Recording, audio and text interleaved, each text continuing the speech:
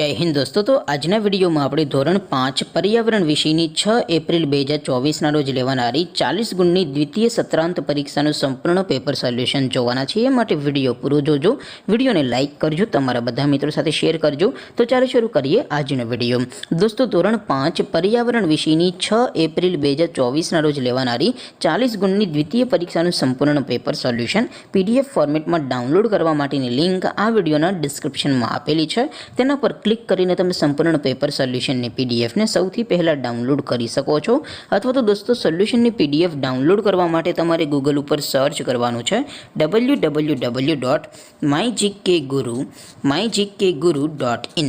આ વેબસાઇટ તમે સર્ચ કરશો એટલે જે પહેલી લિંક આવશે એના ઉપર તમારે ક્લિક કરવાનું છે।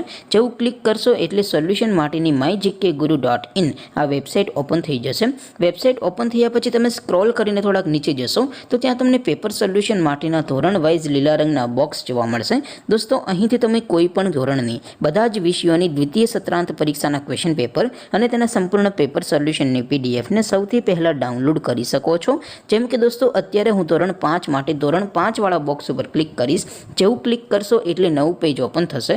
નવું પેજ ઓપન થાય એમાં તમે સ્ક્રોલ કરીને થોડાક નીચે જશો તો ત્યાં તમને ધોરણ 5 પેપર સોલ્યુશન 2024નું એક બોક્સ જોવા મળશે।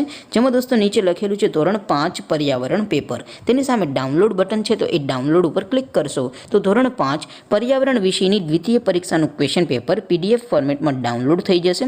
તેની નીચે લખેલું છે ધોરણ 5 पर्यावरण સોલ્યુશન। તેની સામે પણ ડાઉનલોડ બટન છે તો એ ડાઉનલોડ ઉપર ક્લિક કરશો તો ધોરણ 5 पर्यावरण વિષયની દ્વિતીય પરીક્ષાનું સંપૂર્ણ પેપર સોલ્યુશન પીડીએફ ફોર્મેટમાં ડાઉનલોડ થઈ જશે। તો દોસ્તો આવી રીતે તમે ધોરણ 5ના બધા વિષયોની દ્વિતીય પરીક્ષાના ક્વેશ્ચન પેપર અને તેના સંપૂર્ણ પેપર સોલ્યુશનની પીડીએફને www.mygkguru.in આ વેબસાઇટ પરથી ડાઉનલોડ કરી શકો છો। તેમ છતાં કોઈ ક્વેરી હોય, કોઈ પ્રશ્ન ન સમજાતો હોય તો નીચે કોમેન્ટ કરીને પૂછી શકો છો। અધરવાઇઝ આપણે નવા વિડીયોમાં મળીશું, ત્યાં સુધી રજા આપો। આવજો દોસ્તો। જય હિન્દ, વંદે માતરમ।